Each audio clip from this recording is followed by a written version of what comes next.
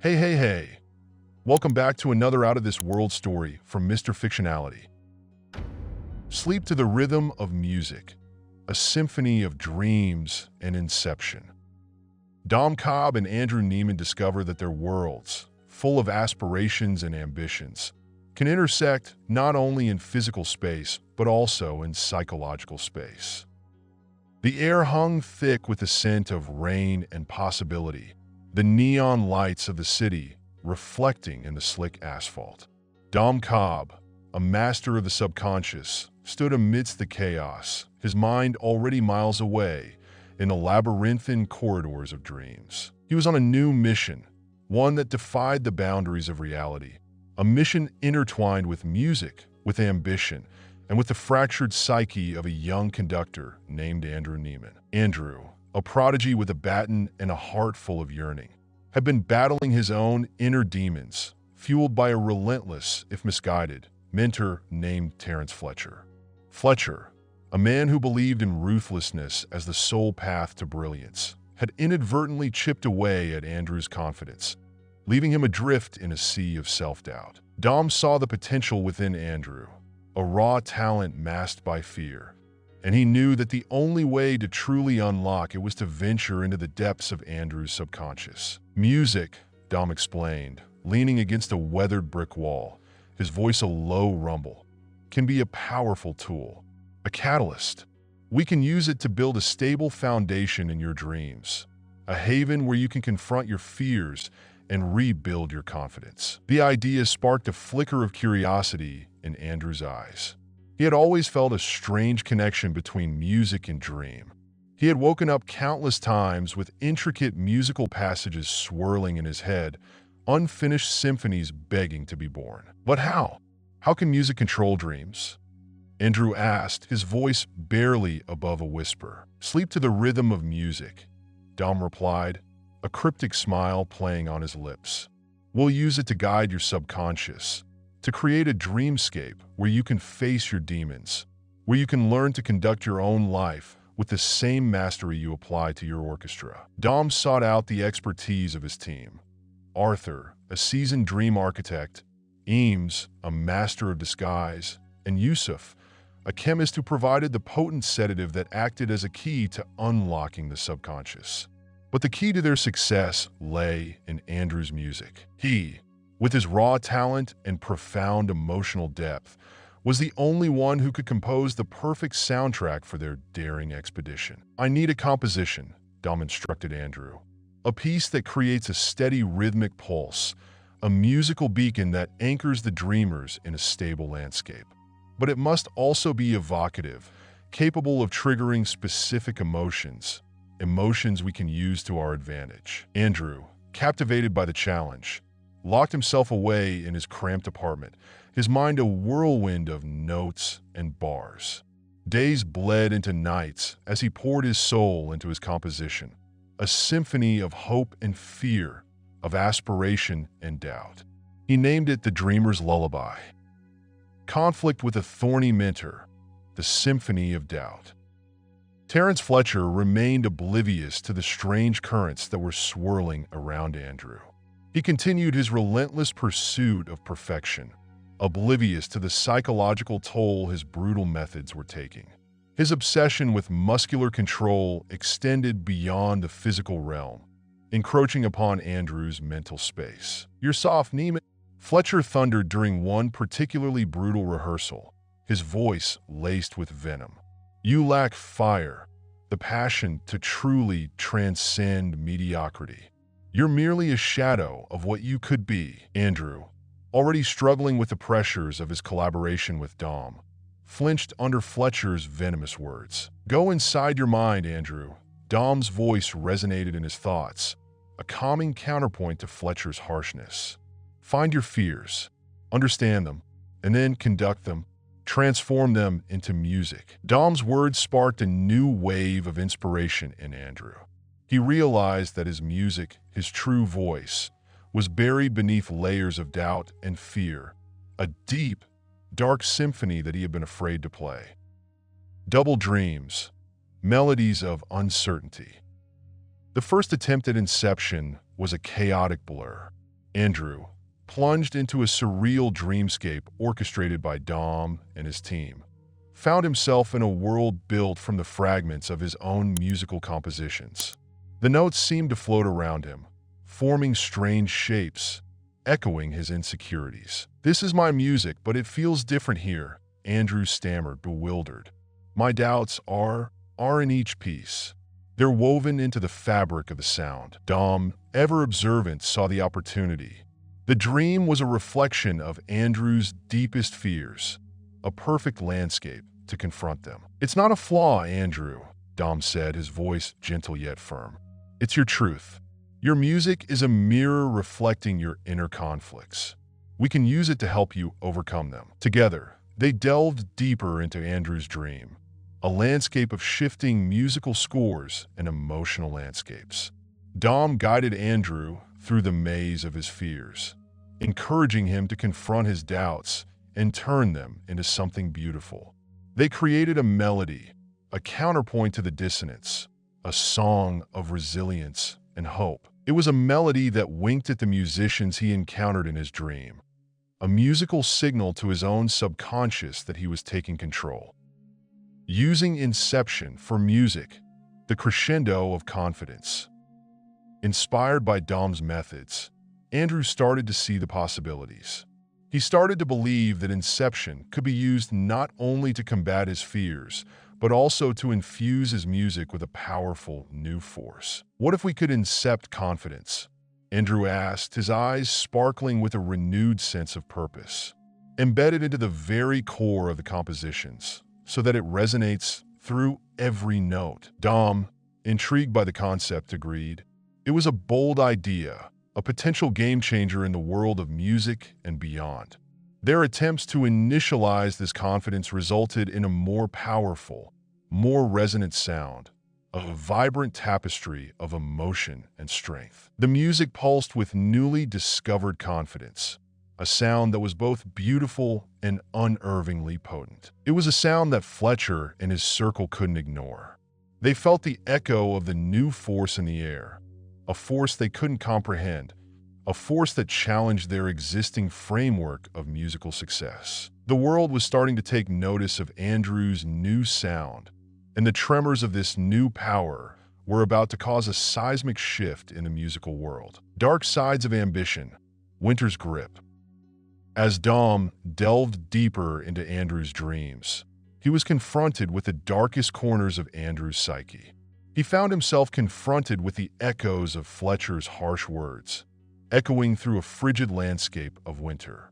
The icy blasts carried the whispers of doubt and failure, a constant reminder of the battles Andrew had yet to win. Dom, accustomed to facing his own demons in the dream world, realized that he wasn't alone in this battle.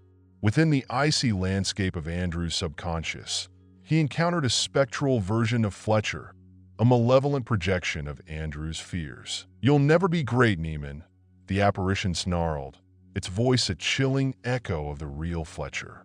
"You're nothing but a pretender, a fraud hiding behind a facade of talent." The spectral Fletcher and the real Fletcher were mirroring each other in a terrifying symphony of negativity.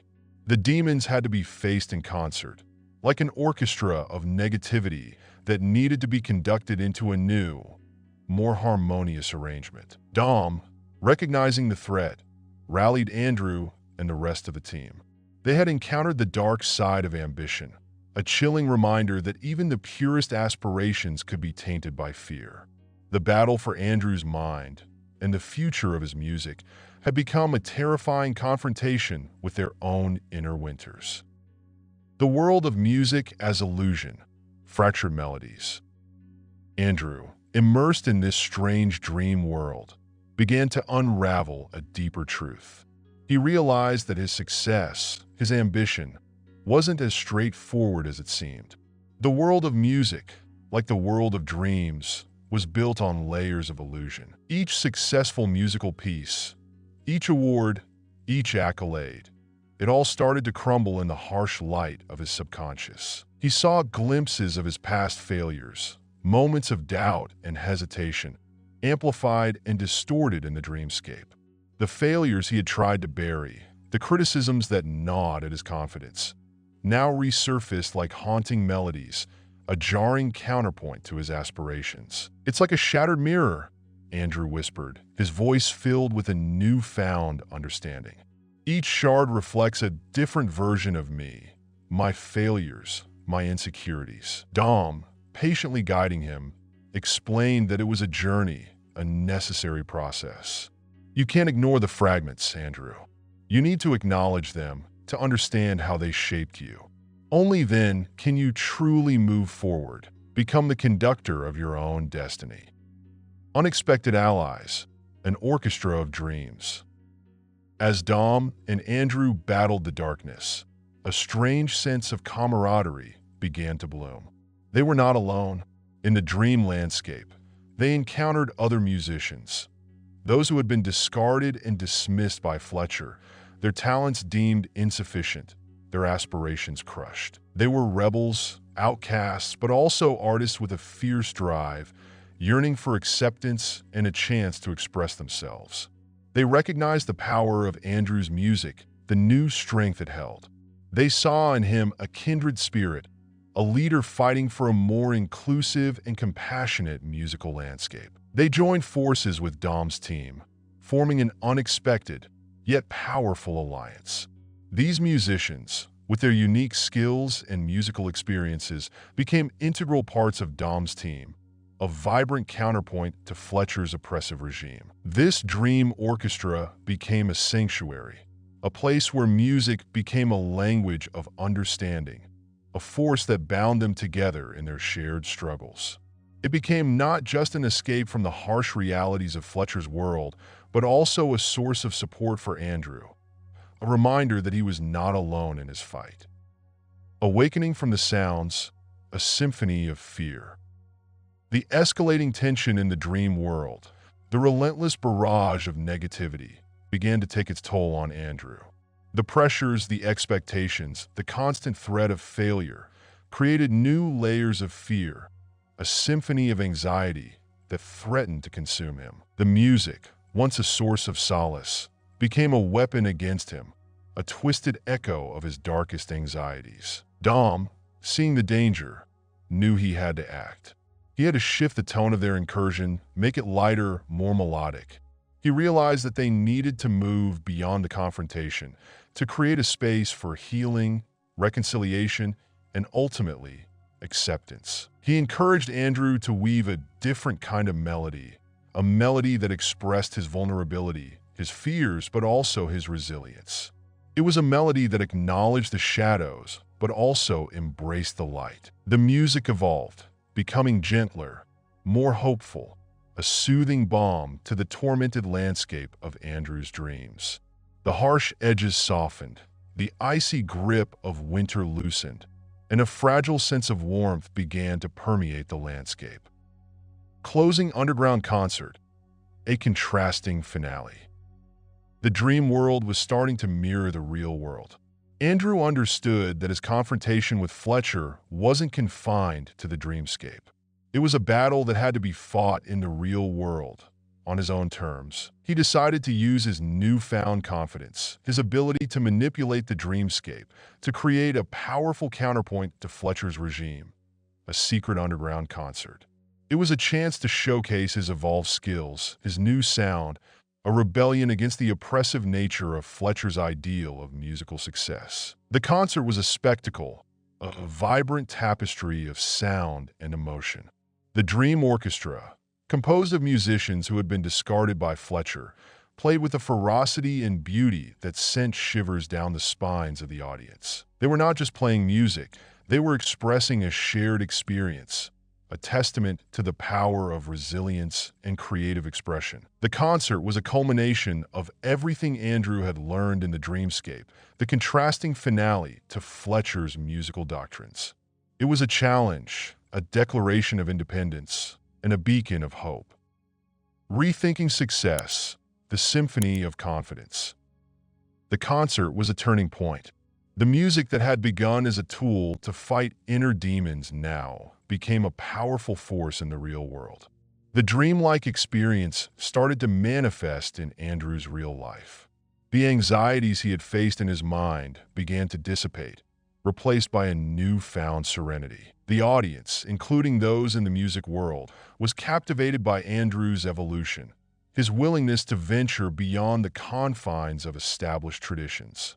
The concert became a phenomenal success, earning him a level of recognition and accolades he never anticipated. But the true victory lay not in the concert's success or the accolades that followed. It lay in the transformation within Andrew himself. He realized that success wasn't just about winning competitions or achieving external validation. It was about accepting his own vulnerabilities, owning his fears, and discovering the symphony of confidence within himself. Looking back at his journey, Andrew understood that Dom's intervention, the perilous journey into his subconscious, had been a profound act of self-discovery. He had learned to conduct the orchestra of his own life, to embrace the complexities of his musical genius, and to find the courage to express his true self. It wasn't just about the music, Andrew, Dom said, his voice soft as he watched Andrew take a bow amidst thunderous applause. It was about you finding the power within. You learned to conduct your own symphony, your own life. The dream had ended, but the music continued. And as Andrew stood on the stage, basking in the glow of the lights, he knew that he was no longer just a conductor. He was a composer, a storyteller, a dreamer who had learned to transform his fears into a symphony of confidence. His music, his true legacy, was a testament to the transformative power of dreams, the magic that could be found at the intersection of music and the human mind. Join us today on Mr. Fictionality. Don't forget to like, subscribe, and hit the notification button so you don't miss our next video. See you soon.